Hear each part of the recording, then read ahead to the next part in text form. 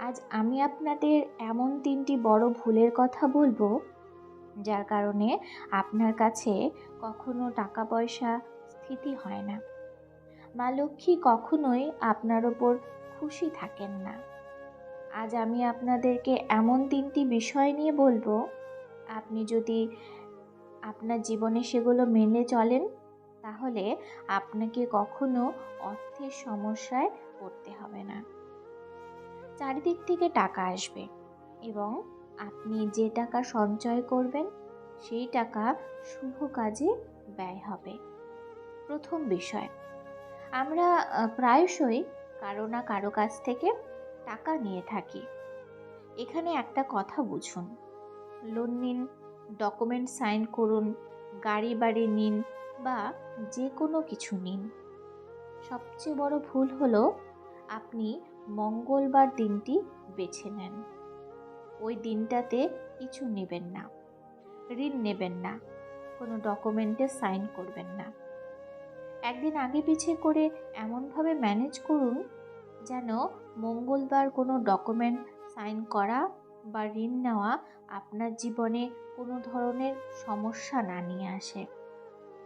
অর্থাৎ যদি আপনাকে কারো কাছ থেকে টাকা নিতে হয়, তবে মঙ্গলবার নেবেন না, অন্যথায় সারা জীবন আপনি ঋণগ্রস্ত থেকে যাবেন। একটি ঋণ পরিশোধ করতে না করতেই আপনাকে আবারও ঋণ নিতে হবে। কিছু না কিছু কারণে আপনাকে সারা জীবন অর্থ সমস্যায় পড়ে থাকতে হবে। তাই ভুল করেও মঙ্গলবারে লোন বা ধার নেবেন না, এটা প্রথম নিয়ম। আরেকটা জরুরি কথা হলো, অনেকের ঋণ ধার থাকে। এমন পরিস্থিতিতে ঋণ কিভাবে শোধ করবেন? আপনি যদি কারো কাছ থেকে টাকা ধার নিয়ে থাকেন বা কোনো ঋণ নিয়ে থাকেন, তাহলে সেই টাকা আপনি মঙ্গলবার থেকে ফেরত দেওয়া শুরু করুন। আপনার কাছে কম টাকা থাকুক না কেন, সে ১০০, ২০০, ৫০০, ৫,০০০, ১০,০০০ হোক, মঙ্গলবার থেকে ফেরত দিন। মাসে একবার হোক বা ২ মাসে একবার। মনে রাখবেন, মঙ্গলবার থেকে ফেরত দেওয়া ঋণ খুব সহজেই শোধ হয়ে যায়। আর যদি মনে করেন কোনো দিন আপনাকে ঋণ নিতে হবে, তাহলে এই পরিস্থিতিতে দুটি দিনকে সবচেয়ে ভালো মনে করা হয়, আর সেটা হলো বুধবার আর শুক্রবার। এই দিনে আপনি ঋণ নিতে পারেন। আর একটা জরুরি কথা বলে রাখি, আমরা শুক্রবার অন্যকে টাকা দিয়ে থাকি, কিন্তু শুক্রবার ভুল করেও কাউকে টাকা দেবেন না। অনেক সময় কি হয়, কেউ টাকা চাইলো আর আমরা পকেটে যা আছে বের করে তাকে দিয়ে দিই। এছাড়াও কখনো কখনো আমাদের কাউকে টাকা দিতেও হয়। এমন পরিস্থিতিতে শুক্রবার দিনটি এড়িয়ে যেতে হবে। শুক্রবার দিন আপনি টাকা নিতে পারেন, কিন্তু কাউকে টাকা দেবেন না। টাকা নেওয়ার জন্য শুক্রবার দিনটি দুর্দান্ত। শুক্রবার ঋণ নিন বা কোনো ডকুমেন্ট সাইন করুন, আপনার জন্য সবচেয়ে ভালো হবে। দ্বিতীয় বিষয়, এখন বাইরে আছি, আপনি সন্ধ্যায় চলে আসুন টাকা নিতে, বা যে কোনো কারণেই হোক, এখন নয়, আপনি সন্ধ্যায় চলে আসুন। ভুল করেও রাতে কাউকে টাকা দেবেন না। পরের দিন সকালে তার সাথে দেখা করুন বা তাকে আসতে বলুন, কিন্তু রাতে টাকা দেওয়া এড়াতে হবে। যে ব্যক্তি সন্ধ্যায় পকেট থেকে বা ঘর থেকে টাকা বের করে অন্যকে দেয়, তার কখনো অর্থ বৃদ্ধি হয় না। তৃতীয় বিষয়, আপনার বাড়িতে যত টাকাই পড়ে থাকুক না কেন, আপনার ঘরের আলমারিতে অবশ্যই একটি নোটের বান্ডিল থাকতে হবে। আপনি সেটি খরচ করবেন না, ১০ টাকার হোক বা ৫০ টাকার হোক। সুরক্ষিতভাবে একটি বান্ডিল আপনার আলমারিতে সবসময় থাকা উচিত।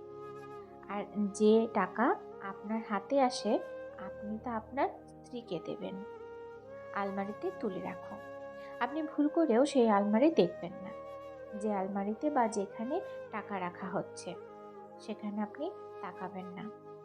আপনার স্ত্রী যদি রাখেন, তবে প্রয়োজন পড়লে তাকে বলুন, আপনাকে টাকা বের করে দেবে। আপনি ভুল করেও টাকা বের করবেন না, কারণ টাকা না তো দেখার প্রয়োজন আছে, না কাউকে দেখানোর। আপনি যদি আলমারি পরিচালনা করছেন, তবে সেটি দেখার অধিকার আপনার, এবং আপনি সেখানে টাকা রাখতে এবং খরচ করতে পারেন। কিন্তু আপনার স্ত্রী যদি এটা করে থাকেন, তাহলে তার উপর ছেড়ে দিন। আলমারিতে হাত দেবেন না, টাকায় হাত দেবেন না।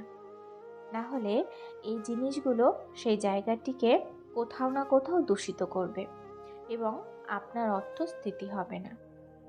তাই বন্ধুরা, এই গুরুত্বপূর্ণ বিষয়গুলো অবশ্যই মাথায় রাখুন। যদিও বিষয়গুলি খুব ছোট, কিন্তু এর প্রভাব অনেক বড়। আর এই বড় প্রভাব আপনার জীবনে একটি বড় পরিবর্তন আনতে পারে। মনে রাখবেন, যতদিন না নিজেকে প্রতিষ্ঠিত করতে পারবেন, ততদিন কেউই আপনার পাশে থাকবে না। কাউকে কখনো ছোট করে দেখবেন না। আজ যাকে ছোট ভাবছেন, কাল সে আপনাকে টেক্কা দেবে না, তার কোনো গ্যারান্টি নেই। জীবন কাল নয়, আর আজও নয়। জীবন হলো এই মুহূর্ত, আর এই মুহূর্তের অভিজ্ঞতাই হলো জীবন। শ্রীকৃষ্ণ বলেছেন যে যার ভাগ্যে কিছু পাওয়ার যোগ আছে, ভগবান তাকে কোনো না কোনো রূপে এসে তার কাছে সেটি ফিরিয়ে দেয়। ভিডিওটি এই পর্যন্তই। যদি ভিডিওটি ভালো লাগে, লাইক কমেন্ট করুন আর চ্যানেলটি সাবস্ক্রাইব করে বেল আইকন বাজিয়ে দিন। ধন্যবাদ।